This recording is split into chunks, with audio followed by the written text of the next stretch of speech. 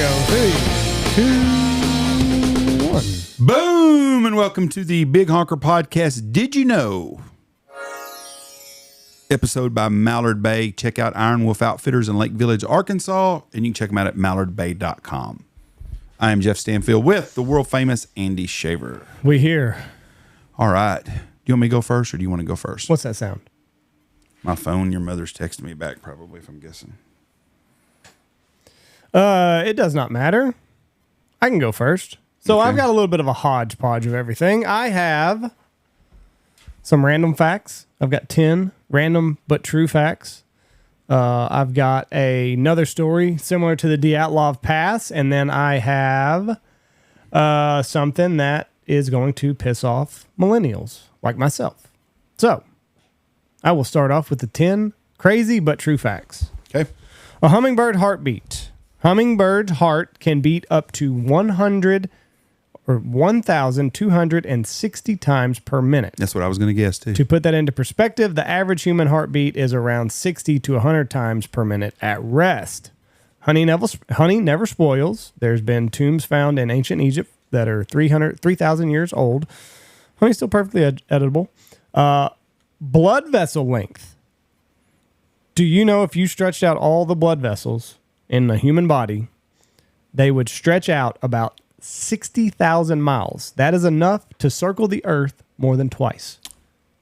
Did not know that. That is inside your body right now. Can you imagine the person that measured those? They must not have much going on in their life.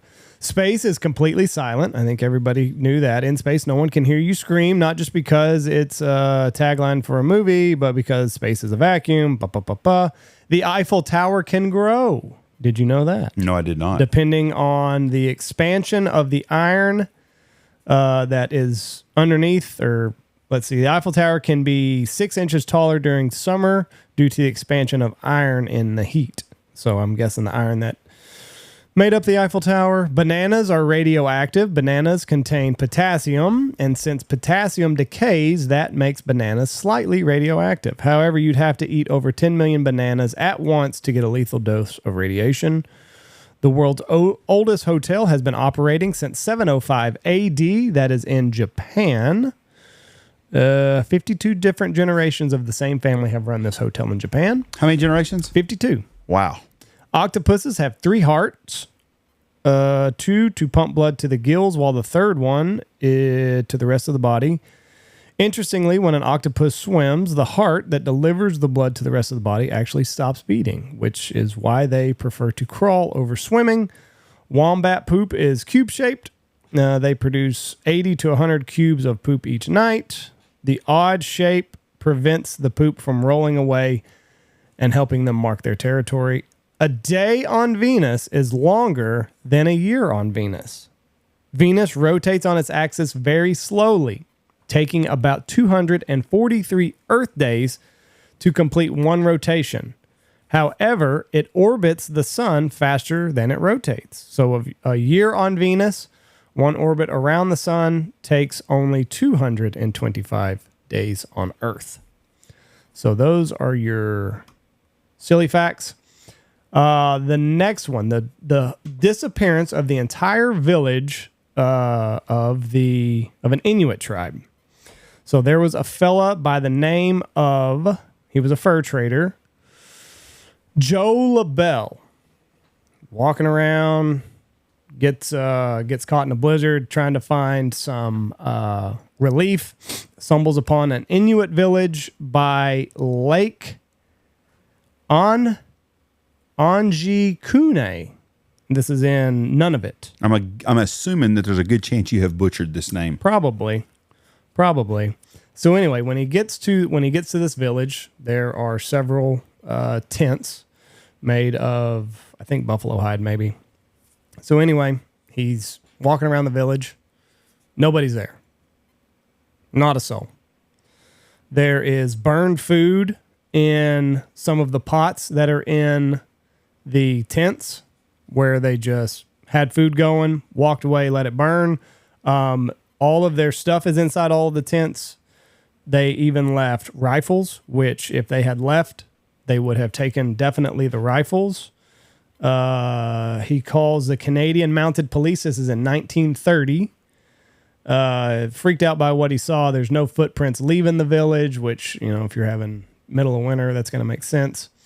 During the Canadian Mounted Police's, Royal Mounted Police, however you describe it, there were reports of strange lights flashing over this lake Onawake, or however you pronounce it.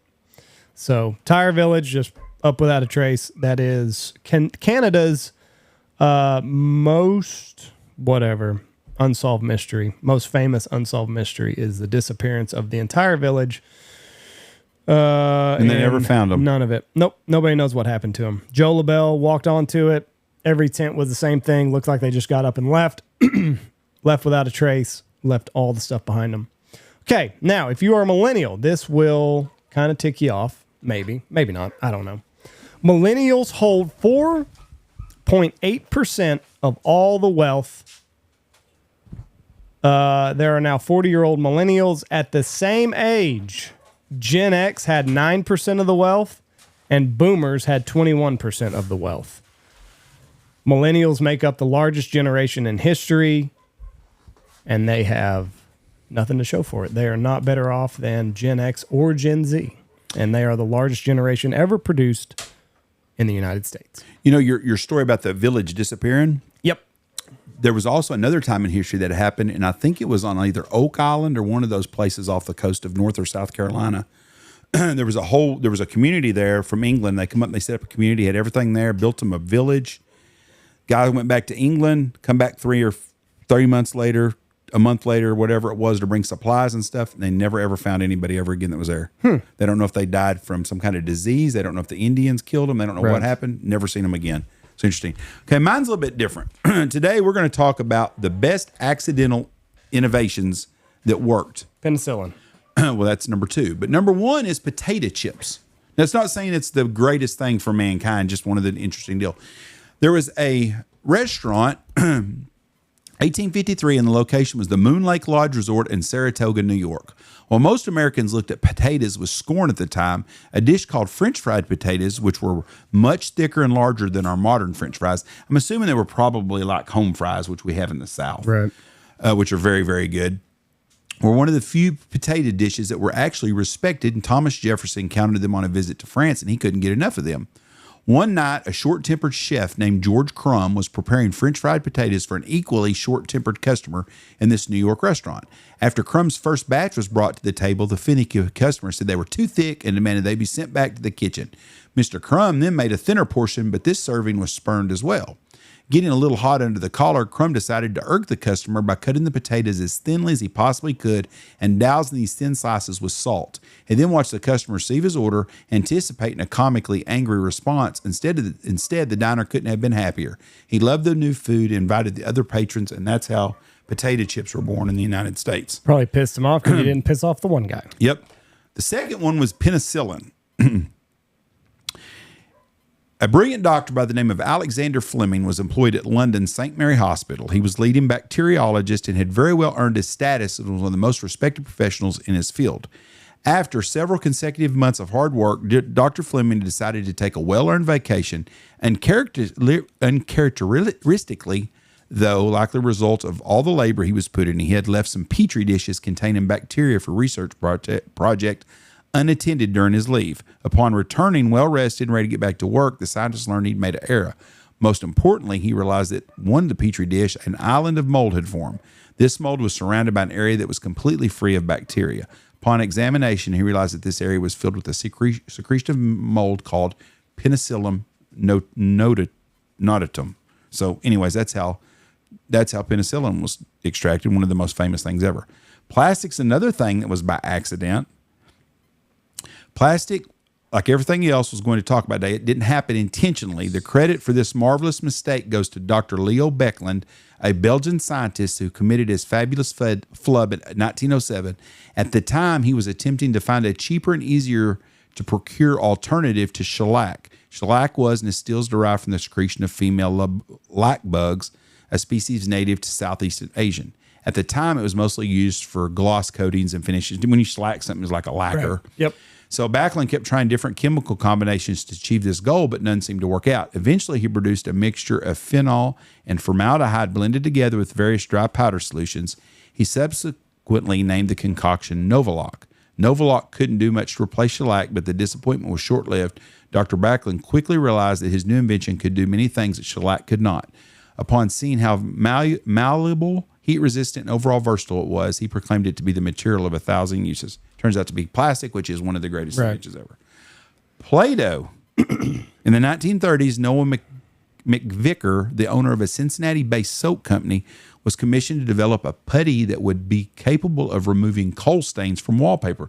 People burned coal in their wood-burning stoves, and it would make a black still. And these people would used to get these nasty sponges in the 1800s, these women's and these chemical, and they would wash them like bread dough, and it would stink up the whole house.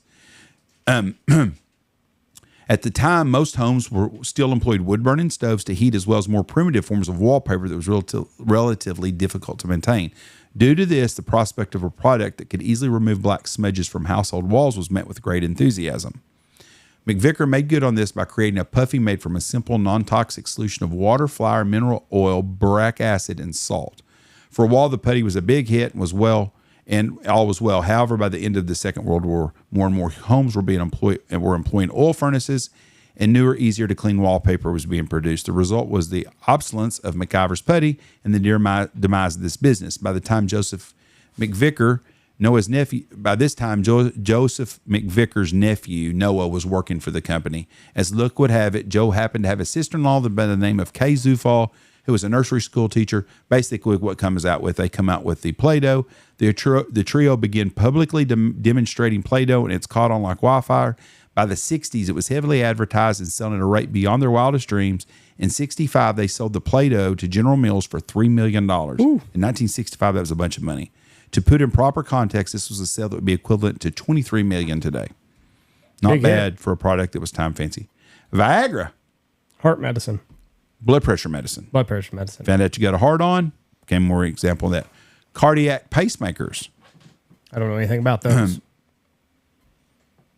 Hold on. It was another accident. It's not really a good story.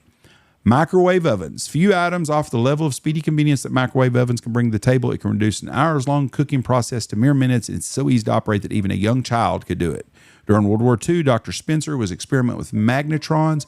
Magnetrons are extremely high-powered vacuum tubes that produce very small electromagnetic wavelengths. One day while at work, Dr. Spencer was displeased to find a candy bar in his pocket being melting. It wasn't a warm day, and it wasn't particularly warm, so he was a bit confused to how the candy bar in the pocket being melting. His confusion didn't last long, as he quickly deduced that it was working with magnetrons that made his deal, and that's how they come up with the microwave oven. An all-time favorite of cookie lovers everywhere, chocolate chip cookies, which is famous here at the Lodge for Michelle's Cookies, was invented in 1938 by professional chefs Ruth Wakefield and Susan Brides. Miss Wakefield was the owner of the Toll House in Boston. We've been there. Small bed and breakfast type hotel in Whitman, Massachusetts. There are disputed accounts of how the first chocolate chip cookies came to be, but some sources have it they weren't a plant product.